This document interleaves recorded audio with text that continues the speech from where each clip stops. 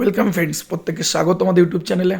যে সমস্ত ভিউয়ার্সরা প্রথমবার এই চ্যানেলটি দেখছেন তাদের উদ্দেশ্যে একটি কথা বলবো, চ্যানেলটিকে অবশ্যই সাবস্ক্রাইব করুন এবং বন্ধুদের মধ্যে শেয়ার করুন। কারণ এই চ্যানেলে কিন্তু আমরা প্রত্যেকটা খবরের একদম অন্তর্নিহিত তার ব্যাখ্যা কিন্তু আমরা তুলে ধরার চেষ্টা করছি।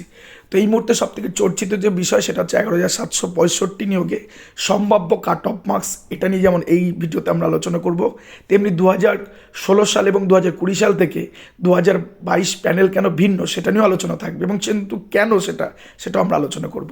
আর 2020-22 ঢুকলে কাট অফ কী পরিবর্তন হতে পারে সেটা আমরা আলোচনা করব। তার সাথে টেট যে সংরক্ষিত প্রার্থীদের ক্ষেত্রে, যেমন টেটে অনেকে 90-এর নিচে যারা পাচ্ছে তারা কি আদৌ আনরিজার্ভ সিট অর্থাৎ জেনারেল সিটে কি তারা ঢুকতে পারবে, তো এই সম্পর্কীয় বিষয় কিন্তু আমরা 8টি কোশ্চেন আছে সমাধান কিন্তু করবো এই ভিডিওতে। কোশ্চেন নাম্বার 1, 11,765 যারা যারা ইন্টারভিউ দিয়েছিল প্রত্যেকে কি এই প্যানেল বা এই সম্ভাব্য প্যানেলের মধ্যে কি তাদের নাম থাকতে পারে? তার উত্তর হচ্ছে হ্যাঁ, সম্ভাব্য প্যানেলে থাকতে পারে। সেক্ষেত্রে দুটো বিষয় প্যানেল দেখার পরেই অনেকে হয়তো ভাবতে পারে বা এই বিষয়টা থাকার সম্ভাবনা যে প্যানেল একবার প্রত্যেকের নাম সার্চ করে নাম পেয়ে গেল, আরে ভাই চাকরি হয়েছে, এমনটা নয়।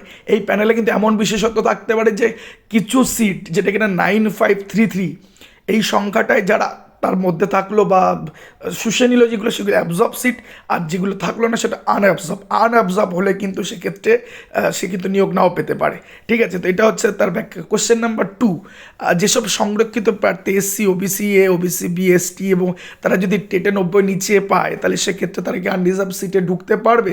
উত্তর হচ্ছে হ্যাঁ, সম্পূর্ণভাবে ঢুকতে পারবে। কারণ প্রাথমিক শিক্ষা পর্ষদ তারা এটাই মেনে চলে যে TET is a qualifying nature, এর সাথে রিক্রুটমেন্টের সরাসরি কোনো সম্পর্ক নেই। তার উদাহরণ আমরা 16,500 ক্ষেত্রে পেয়ে গেছি।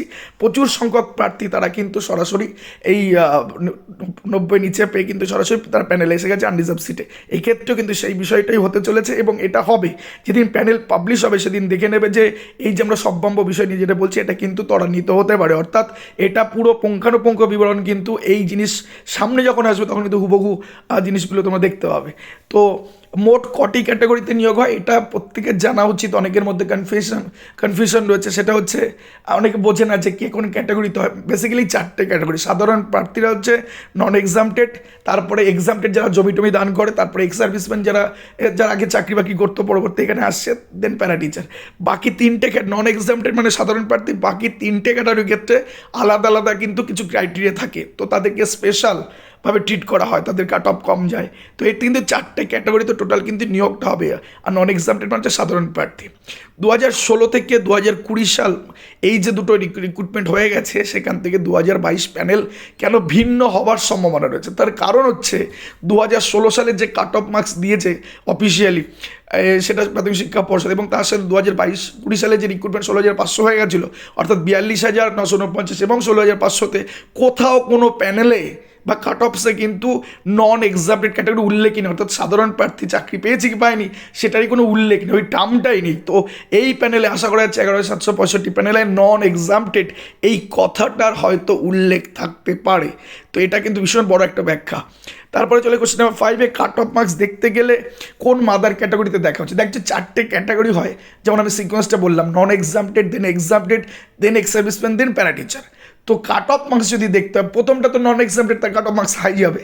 পরবর্তী ক্ষেত্রে এক্সামটেড, অর্থাৎ এখানে যদি সব প্রার্থী ফিল আপ না হয় দেন নন এক্সামটেডটা এখানে ঢুকবে, ওই সিটটা রিজার্ভ সিটটা ডিরিজার্ভ করে তারা এখানে ঢুকবে। দেন এরকম করতে করতে শেষে গিয়ে একদম প্যারা টিচার অর্থাৎ এক্স সার্ভিসম্যানের পরে প্যারা টিচার কোটাতে আসলে কনভার্টেড হয়ে, অর্থাৎ নন এক্সামটেড কনভার্টেড হয়ে সেখানে ঢোকার পরে সেই কাট অফ মার্কসটাই হচ্ছে লাস্ট কাট অফ মার্কস। এটাই হচ্ছে কিন্তু এর ব্যাখ্যা। তো এটা মাথায় রাখতে হবে। 5% অ্যাডিশনাল প্যানেল কি? এইটা প্রাথমিক শিক্ষা পর্ষদে কোনো ওয়েটিং লিস্ট আলাদা করে কিছু হয় না। 100টা সিটের রিক্রুটমেন্ট হয়, সেখানে যদি নন জয়নিং 10টা থেকে থাকে সেক্ষেত্রে এটা 5% অ্যাডিশনাল প্যানেল হতে পারে, অর্থাৎ 105 জনের প্যানেল হতে পারে। যদি 10টা ফাঁকা থাকে তাহলে 5 জন অ্যাপয়েন্টমেন্ট পাবে, বাকি 5টা সিট কিন্তু নেক্সট রিক্রুটমেন্টে ক্যারি ফরওয়ার্ড হবে। অর্থাৎ আমার 1000টা নন জয়নিং আছে বলে আমি 1000টা পাবো এমনটা নয়।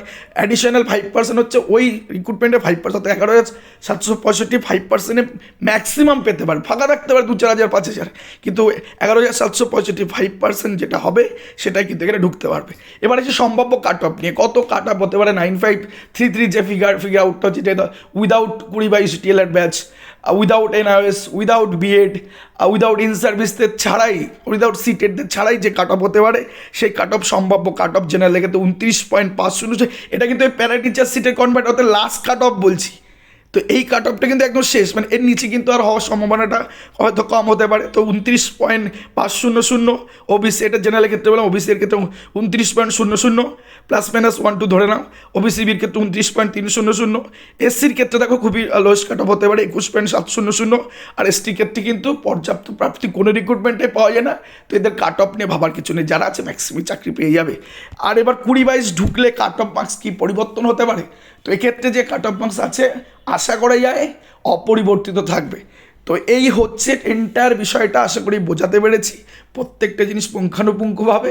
এবং এই কোশ্চেনগুলো আদতে এই রিক্রুটমেন্টে যারা পার্টিসিপেশন করবে বা যারা এমপ্যানেল হবে তাদের কিন্তু এই ভিডিওটা খুবই তাদের ভালো লাগবে। ধন্যবাদ সকলকে। আর ভিডিওটা ভালো লাগলে অবশ্যই তোমরা সাবস্ক্রাইব করে রাখো এবং চ্যানেলটির সঙ্গে থাকো। ধন্যবাদ সকলকে।